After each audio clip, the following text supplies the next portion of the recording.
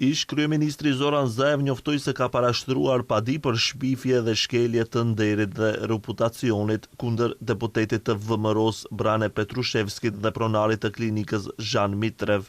Padit janë dorëzuar në gjykatën themelore të Strumicës dhe kërkohet nga Petrushevski dhe Mitrevi dëm shpërblim prej 1 milion eurosh ose nga 500.000 denar nga secili paditur. Sipas pretendimeve në dokumentet e paraqitura, Zaev konsideron se me deklaratat publike dhe paraqitje të ndryshme janë paraqitur fakte të pavërteta që e cënojnë nderin dhe reputacionin e tij.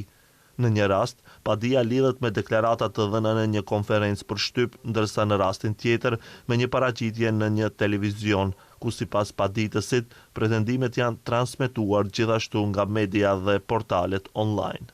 Nuk ka asnjë dilemë se gënjeshtra e të dyve do të vërtetohet. Ish kryeministri Zaev thotë se kompenzimi eventual nga padit do të dhurohet për fëmijët pa prindër dhe për persona me nevoja të veçanta. Padit bazohen në dispozitat e ligjit për përgjegjësi civile për ofendim dhe shpifje, me kërkesë për vërtetimin e përgjegjësisë dhe kompenzim të dëmshpërblimit jo material për shkelje të reputacionit. Pritet që gjykata të vendosë mbi paditë e paraqitura në procedurë të rregullt.